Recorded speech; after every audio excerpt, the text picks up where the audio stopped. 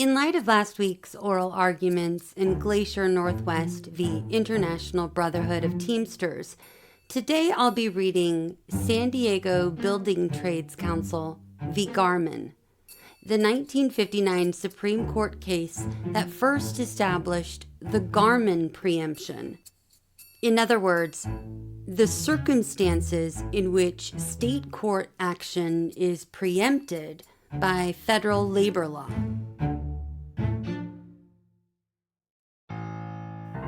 In 1953, San Diego unions asked Petitioner's Lumber Company to agree to hire union employees exclusively, but he refused. So, the unions decided to peacefully picket the lumber plant, hoping to attract a majority of his employees to join them and allow the unions to act as their bargaining agents. After the picketing, Petitioner sought to hold the unions accountable for economic injuries his company experienced from the picketing. According to the National Labor Relations Act, the National Labor Relations Board had jurisdiction over the dispute, should they decide to exercise it, but they declined to do so in this case. So Petitioner asked a state court to award damages instead, only to learn that just because the National Labor Relations Board declined to assume jurisdiction over the picketing doesn't leave the states free to regulate activities they wouldn't otherwise be allowed to regulate.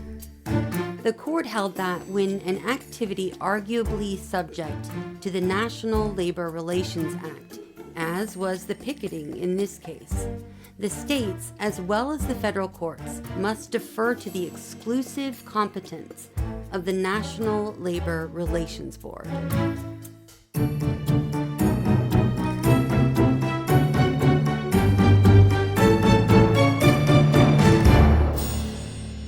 And now, the 1959 opinion of the court in San Diego Building Trades Council v. Garmon. Mr. Justice Frankfurter delivered the opinion of the court. This case is before us for the second time. The present litigation began with a dispute between the petitioning unions and respondents, co-partners in the business of selling lumber and other materials in California. Respondents began an action in the Superior Court for the County of San Diego, asking for an injunction and damages. Upon hearing, the trial court found the following facts.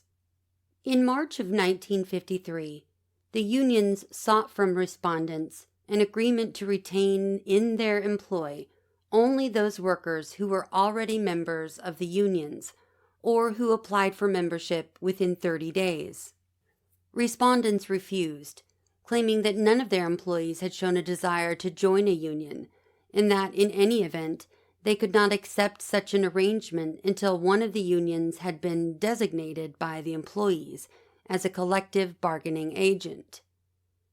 The unions began at once peacefully to picket the respondents' place of business and to exert pressure on customers and suppliers in order to persuade them to stop dealing with respondents. The sole purpose of these pressures was to compel execution of the proposed contract.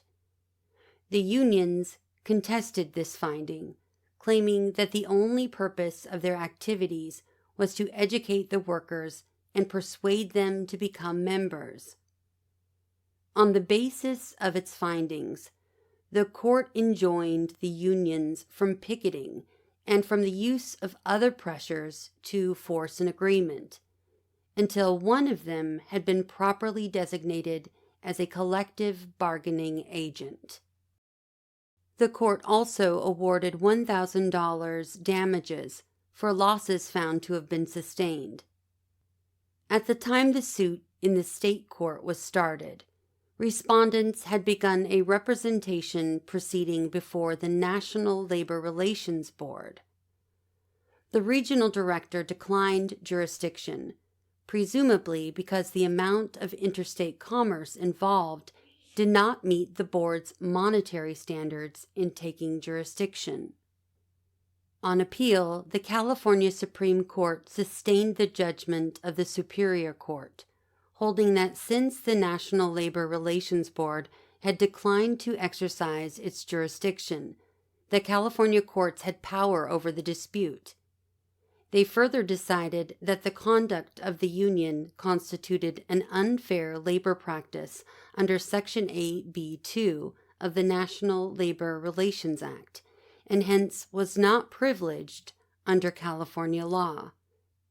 As the California court itself later pointed out, this decision did not specify what law, state or federal, was the basis of the relief granted. Both state and federal law played a part, but any distinction as between those laws was not thoroughly explored. We granted certiorari and decided the case together with Gus v. Utah Labor Relations Board and Amalgamated Meat Cutters, etc. v. Fair Lawn Meats, Inc. In those cases, we held that the refusal of the National Labor Relations Board to assert jurisdiction did not leave with the states power over activities they otherwise would be preempted from regulating. Both Gus and Fair Lawn involved relief of an equitable nature. In vacating and remanding the judgment of the California court in this case, we pointed out that those cases controlled this one in its major aspects. However, since it was not clear whether the judgment for damages would be sustained under California law, we remanded to the state court for consideration of that local law issue. The federal question, namely, whether the National Labor Relations Act precluded California from granting an award for damages arising out of the conduct in question, could not be appropriately decided until the antecedent state law question was decided by the state court. On remand, the California court, in accordance with our decision in Gus, set aside the injunction, but sustained the award of damages. After deciding that California had jurisdiction to award damages for injuries caused by the union's activities, the California court held that those activities constituted a tort based on an unfair labor practice under state law. In so holding, the court relied on general tort provisions of the California Civil Code, as well as state enactments dealing specifically with labor relations. We again granted certiorari to determine whether the California court had jurisdiction to award damages arising out of peaceful union activity, which it could not enjoin. The issue is a variant of a familiar theme. It began with Allen Bradley v. Wisconsin Board, was greatly intensified by litigation flowing from the Taft-Hartley Act, and has recurred here in almost a score of cases during the last decade. The comprehensive regulation of industrial relations by Congress, novel federal legislation 25 years ago, but now an integral part of our economic life, inevitably gave rise to difficult problems of federal-state relations. To be sure, in the abstract, these problems came to us as ordinary questions of statutory construction, but they involved a more complicated and perceptive process than is conveyed by the delusive phrase, ascertaining the intent of the legislature. Many of these problems probably could not have been, at all events were not, foreseen by Congress. Others were only dimly perceived, and their precise scope only vaguely defined. This court was called upon to apply a new and complicated legislative scheme, the aims and social policy of which were drawn with broad strokes, while the details had to be filled in, to no small extent, by the judicial process. Recently, we indicated the task that was thus cast upon this court in carrying out with fidelity the purpose of Congress, but doing so by giving application to congressional incompletion.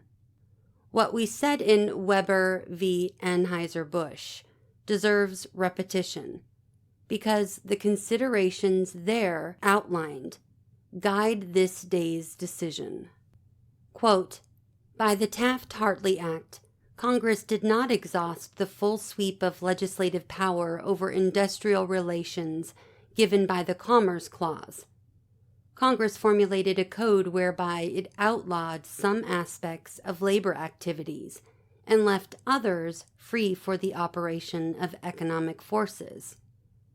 As to both categories, the areas that have been preempted by federal authority and thereby withdrawn from state power are not susceptible of delimitation by fixed metes and bounds.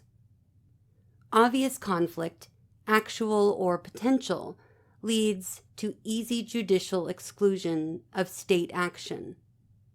Such was the situation in Garner v. Teamsters Union.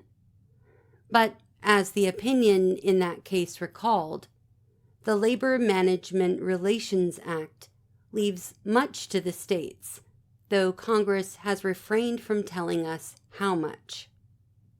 This penumbral area can be rendered progressively clear only by the course of litigation." Unquote. The case before us concerns one of the most teasing and frequently litigated areas of industrial relations, the multitude of activities regulated by Sections 7 and 8 of the National Labor Relations Act. These broad provisions govern both protected and concerted activities and unfair labor practices. They regulate the vital economic instruments of the strike and the picket line and impinge on the clash of the still unsettled claims between employers and labor unions. The extent to which the variegated laws of the several states are displaced by a single uniform national rule has been a matter of frequent and recurring concern. As we pointed out the other day, the statutory implications concerning what has been taken from the states and what has been left to them are of a Delphic nature to be translated into concreteness by the process of litigating elucidation. In the area of regulation with which we are here concerned, the process thus described has contracted initial ambiguity and doubt and established guides for judgment by interested parties and certainly guides for decision. We state these principles in full realization that, in the course of a process of tentative, fragmentary illumination carried on over more than a decade, during which the writers of opinions almost inevitably, because unconsciously, focus their primary attention on the facts of particular situations, language may have been used or views implied which do not completely harmonize with the clear pattern which the decisions have evolved. But it may safely be claimed that the basis and purport of a long series of adjudications have translated into concreteness the consistently applied principles which decide this case. In determining the extent to which state regulation must yield to subordinating federal authority, we have been concerned with delimiting areas of potential conflict of rules of law, of remedy, and of administration. The nature of the judicial process precludes an ad hoc inquiry into the special problems of labor management relations involved in a particular set of occurrences in order to ascertain the precise nature and degree of federal-state conflict there involved, and more particularly what exact mischief such a conflict would cause. Nor is it our business to attempt this. Such determinations inevitably depend upon judgments on the impact of these particular conflicts on the entire scheme of federal labor policy and administration. Our task is confined to dealing with classes of situations. To the National Labor Relations Board and to Congress must be left those precise and closely limited demarcations that can be adequately fashioned only by legislation and administration. We have necessarily been concerned with the potential conflict of two law-enforcing authorities, with the disharmonies inherent in two systems, one federal, the other state, of inconsistent standards of substantive law and differing remedial schemes. But the unifying consideration of our decisions has been regard to the fact that Congress has entrusted administration of the labor policy for the nation to a centralized administrative agency, armed with its own procedures and equipped with its specialized knowledge and cumulative experience. Congress did not merely lay down a substantive rule of law to be enforced by any tribunal competent to apply law generally to the parties. It went on to confide primary interpretation and application of its rules to a specific and specially constituted tribunal, and prescribed a particular procedure for investigation, complaint, and notice, and hearing and decision, including judicial relief pending a final administrative order. Congress evidently considered that centralized administration of specially designed procedures was necessary to obtain uniform application of its substantive rules and to avoid these diversities and conflicts likely to result from a variety of local procedures and attitudes towards labor controversies, a multiplicity of tribunals and a diversity of procedures are quite as apt to produce incompatible or conflicting adjudications as are different rules of substantive law. Administration is more than a means of regulation. Administration is regulation. We have been concerned with conflict in its broadest sense, conflict with a complex and interrelated federal scheme of law, remedy, and administration.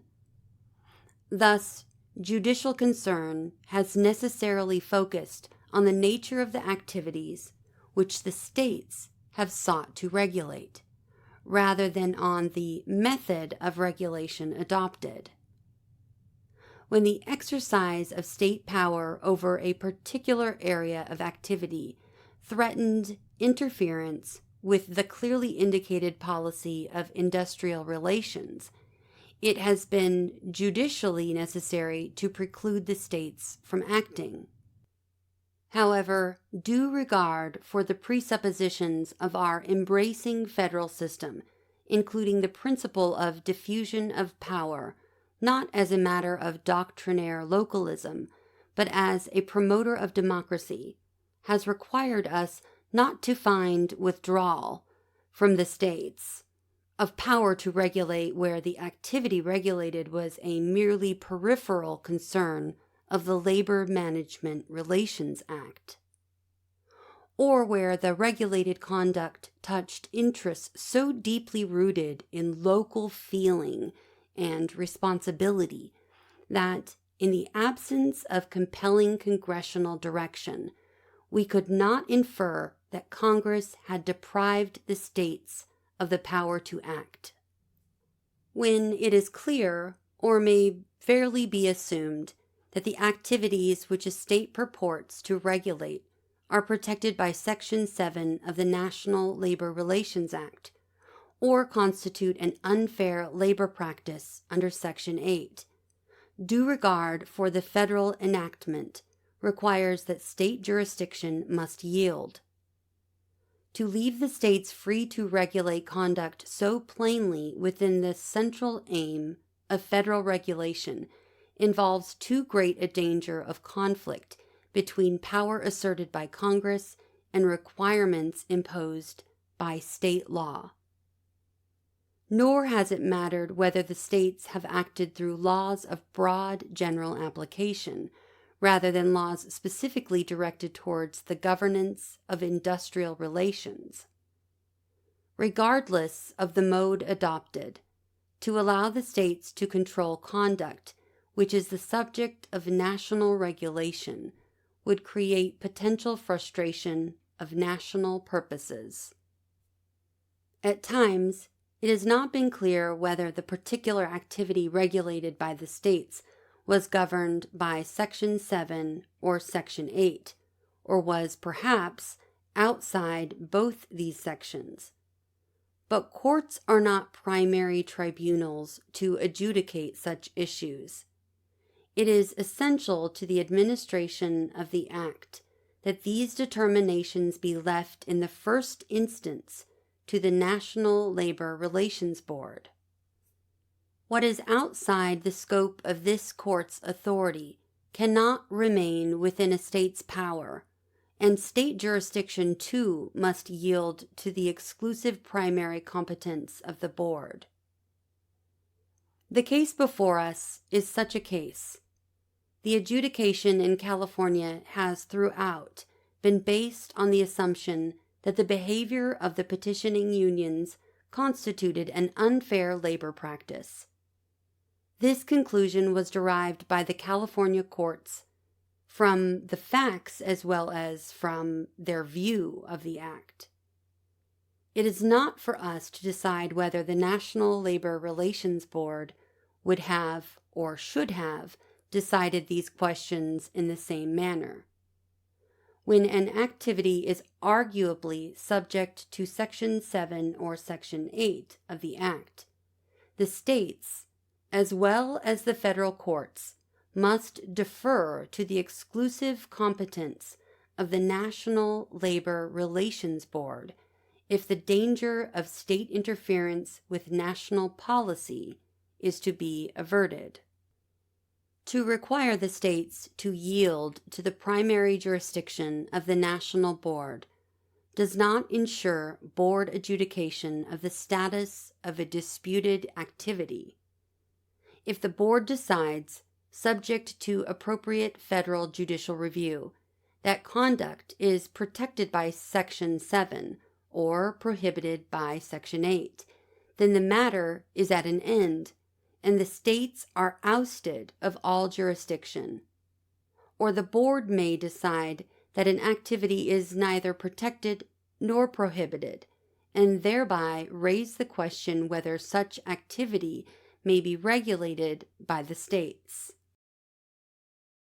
However, the board may also fail to determine the status of the disputed conduct by declining to assert jurisdiction, or by refusal of the General Counsel to file a charge, or by adopting some other disposition which does not define the nature of the activity with unclouded legal significance.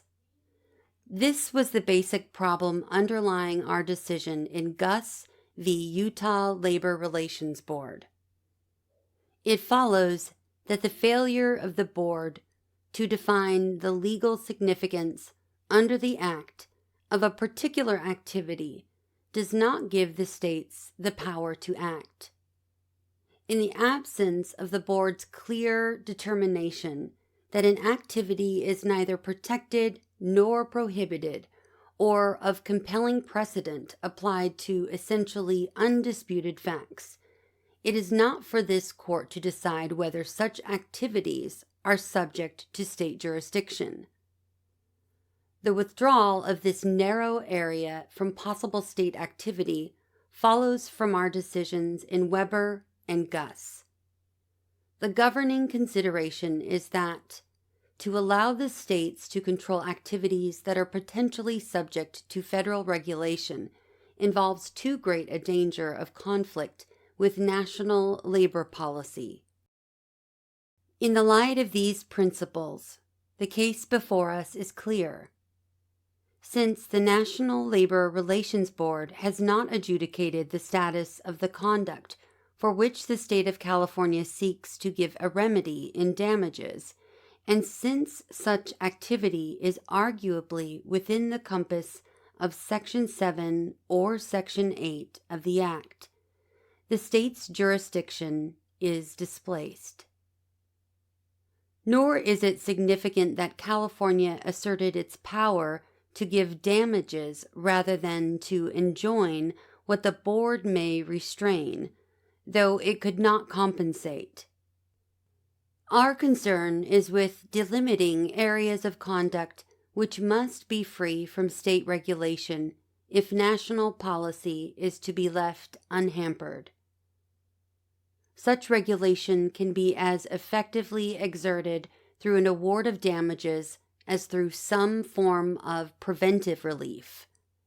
The obligation to pay compensation can be, indeed, is designed to be, a potent method of governing conduct and controlling policy. Even the state's salutary effort to redress private wrongs or grant compensation for past harm cannot be exerted to regulate activities that are potentially subject to the exclusive federal regulatory scheme. It may be that an award of damages in a particular situation will not, in fact, conflict with the active assertion of federal authority. The same may be true of the incidence of a particular state injunction. To sanction either involves a conflict with federal policy in that it involves allowing two lawmaking sources to govern. In fact, since remedies form an ingredient of any integrated scheme of regulation, to allow the state to grant a remedy here, which has been withheld from the National Labor Relations Board, only accentuates the danger of conflict. It is true that we have allowed the states to grant compensation for the consequences, as defined by the traditional law of torts, of conduct marked by violence and imminent threats to the public order. We have also allowed the states to enjoin such conduct.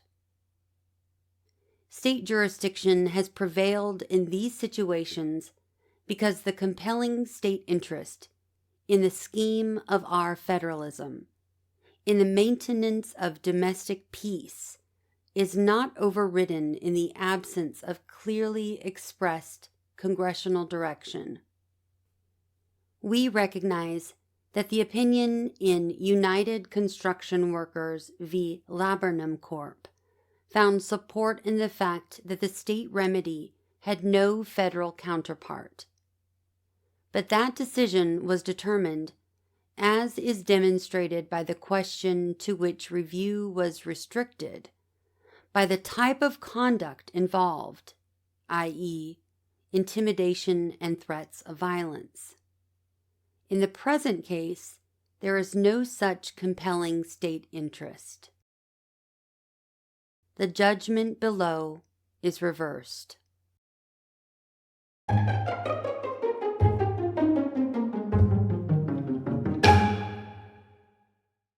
We've reached the end of the opinion.